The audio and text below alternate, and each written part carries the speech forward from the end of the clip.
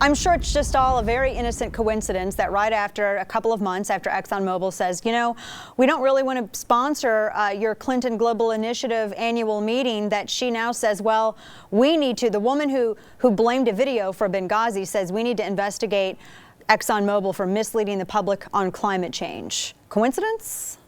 Yeah.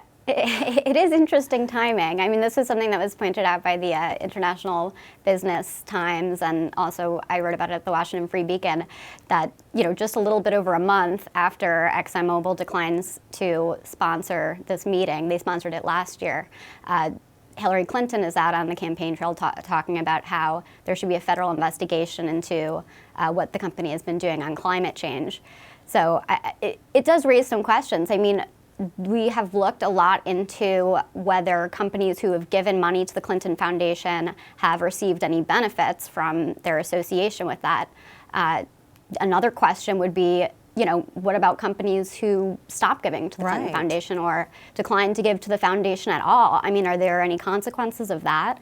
And I think that's what this issue speaks to. And when she says that they're misleading about climate change, I mean, because to me it sounds like this is a company that's just practicing what it believes is good business. It's looking out A, for its business interests, but B, it's not saying that a theory which has divided the science community, it's not saying that it's complete fact that it can no longer be argued. I mean, it sounds like, to me, I'm trying to see where the fault is. Yeah, it's actually even less than that. I mean, there were a couple of reports I think it was over the summer. The LA Times had a news article, and a couple of other outlets on ExxonMobil, their scientists that they had hired in the 1970s and 1980s to look into climate change when climate science was really in its very, very early beginning stages.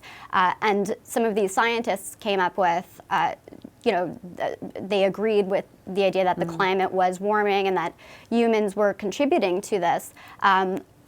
ExxonMobil actually, I mean, they published a lot of the scientific work that these scientists were doing. These scientists raised these issues at board meetings. I mean, they were really, what the scientists were saying was really kind of on par with the field at the time. Right. So, I mean, the idea, back in the 70s. So now a lot of climate change, exactly. So a lot of climate change activists are now saying, well, this should be investigated, kind of, you know, like the cigarette companies, the tobacco companies were investigated under the RICO stuff for hiding the link between smoking and different diseases. And so that's basically what they want to do here, say that ExxonMobil should be investigated for trying to cover up climate science because they have funded a list of organizations that have been more skeptical of the you know, that idea that people contribute to global warming. Right.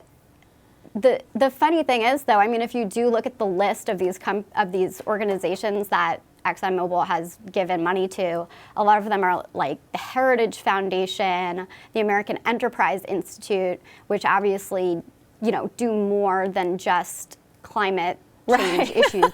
They cover plenty of, you know, and so to say that these are just, you know, global warming denialist groups is, I mean, in my mind, it's a bit of a stretch.